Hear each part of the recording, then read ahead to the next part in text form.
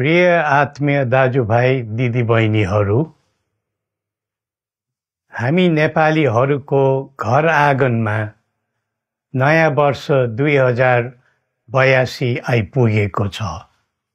नयाँ घाम, नयाँ ज्योति, नयाँ उत्साह लिएर आएको नयाँ वर्षको उपलक्ष्यमा देश तथा विदेशमा रहे बसेका सम्पूर्ण नेपालीहरूको सुख र शान्तिको मङ्गलमय शुभकामना। हरेक नयाँ वर्ष नूतन आशा र विश्वास बोकेर आउने, तर वर्षको बिदाईमा एउटा घनघोर निराशाका बीच हुने गरेको धेरै साल भयो। समाजका विभिन्न दल, वर्ग र जन समुदायले आफ्नो धारणा, आस्था तथा अभिव्यक्ति राख्न पाउनु प्रजातन्त्रको सुन्दर विशेषता हो। तर त्यस्तो धारणा र मान्यता प्रस्तुत गर्दा सबैले संयम अपनाउनु पर्दछ। केही दिन अघि जनप्रदर्शनमा जुन प्रकारको हिंसा, आगजनी, तोडफोड भयो, त्यसबाट जस प्रकारको मानवीय एवं भौतिक क्षति भयो, त्यो सुन्दा हामीलाई अत्यन्तै दुःख लाग्यो। नागरिक स्वतन्त्रता भन्दा ठुलो तन्त्र वा वाद हुँदैन।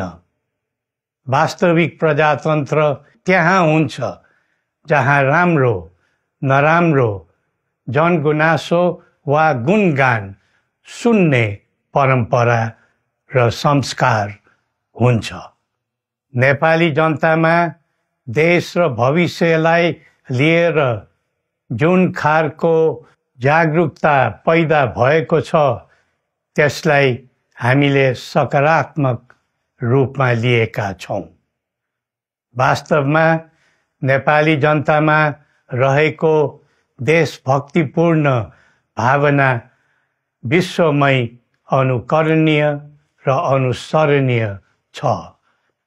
देशलाई विद्यमान जटिलताबाट मुक्त गराई शान्त, स्थिर र समृद्ध मुलुक बनाउने जागरुकता जुन पैदा भएको छ, नयाँ वर्ष 2082 मा नेपाली जनताको चाहना अनुसारको परिणाम हासिल हुने विश्वास थपिएको छ।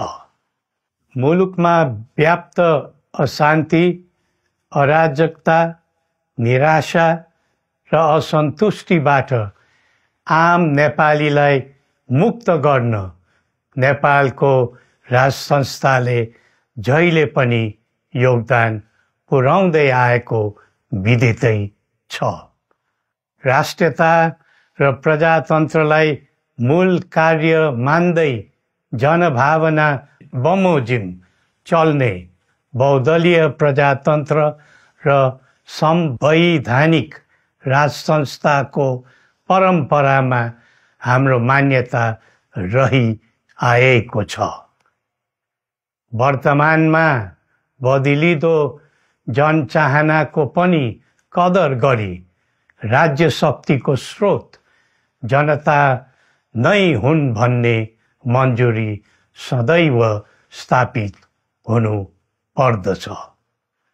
राष्ट्र निर्माता श्री 5 बरामहाराज धीराजको दिव्य उपदेशलाई नै अबको राज्य सत्ताको मूल मन्त्र सोच्नुमा के होला? सन्तुलित कूटनैतिक सम्बन्ध र आत्मनिर्भर नेपालको परिकल्पना नै पृथ्वी पथको मूल सार हो। यही नै राजनीतिको मूलधार हुनु पर्ने हो। विश्वको बदलिँदो परिस्थितिलाई मनन गर्दै विश्वव्यापीकरण र स्वतन्त्र व्यापारका आधारहरूलाई चुनौतीको रूपमा लिँदै चरम आर्थिक मन्दी भोग्नु परिरहेको अहिलेको सन्दर्भमा नेपाल जस्ता विकासोन्मुख देशले आत्मनिर्भर अर्थतन्त्र निर्माणको कार्यमा अर्जुन दृष्टि लगाउनु पर्ने समय आएको छ।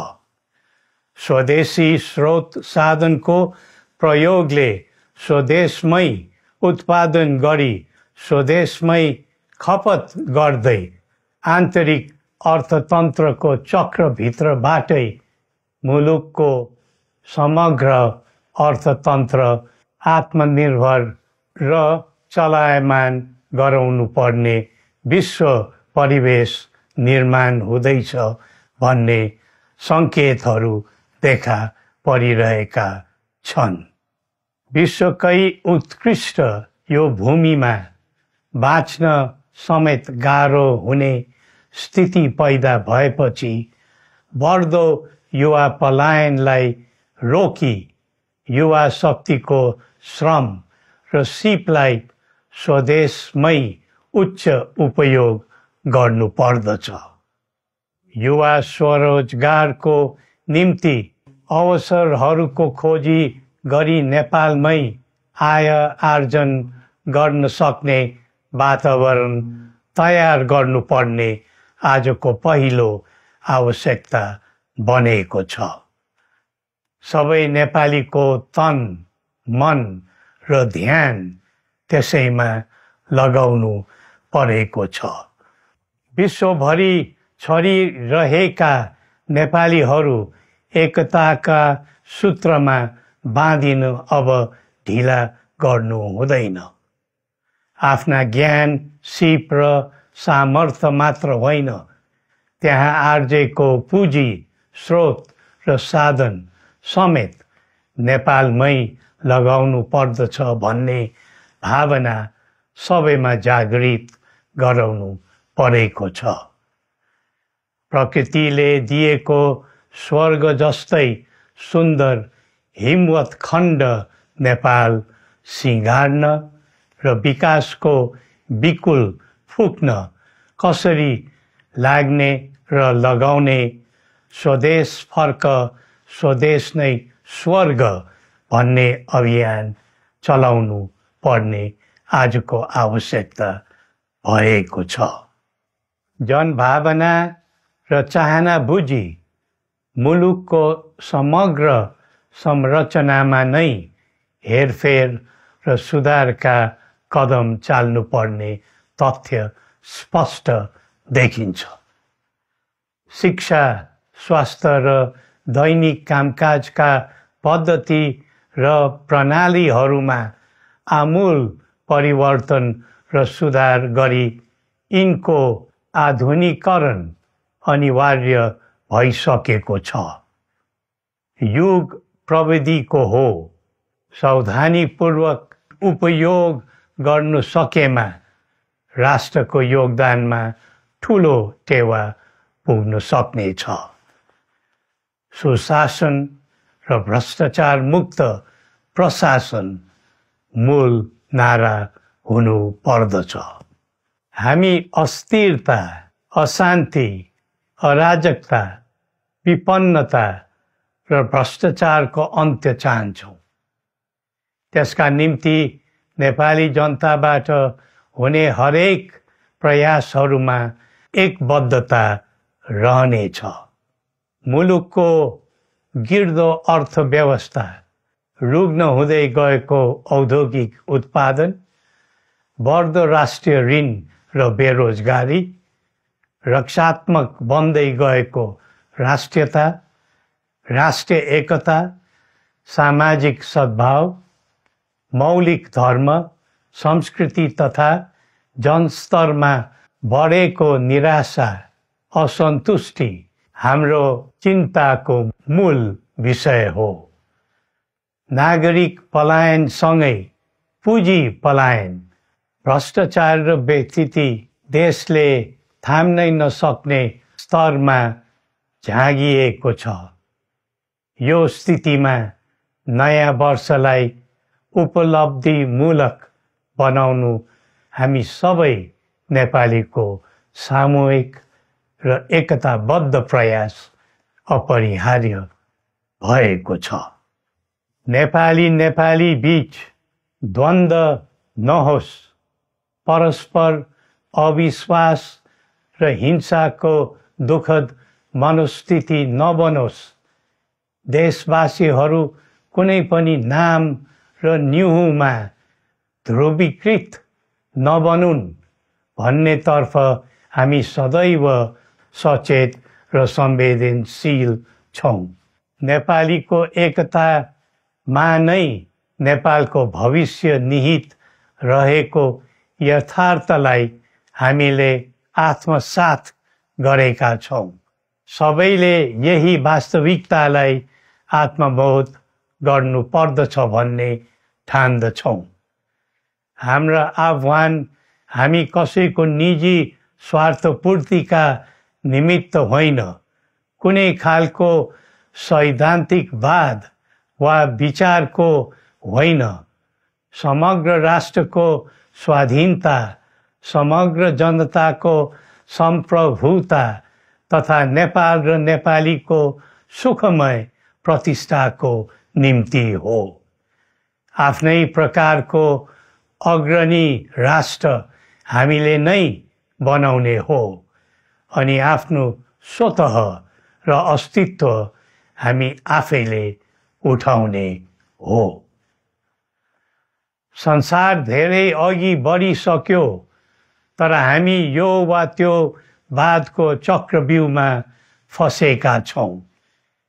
नेपाल आमालाई केन्द्रमा राखेर हाम्रा विचार बन्नुपर्छ, हाम्रा कदम चल्नुपर्छ। हरेक समस्याको समाधान संवाद, सहमति, समन्वयन र सहकार्यबाट हुन सक्छ। आगामी वर्ष नेपाली इतिहासको स्मरणीय र सुनौलो सम्झना बन्नुपर्छ र बनाउनु सकिन्छ भन्ने विश्वास हामीले लिएका छौँ। नयाँ वर्षले नयाँ आशा, उमङ्ग र उत्साह ल्याओस् अनि नेपालीको सुनौलो भविष्यको सुनिश्चितता होस्। श्री पशुपतिनाथले हामी सबैको कल्याण गरून्। जय नेपाल।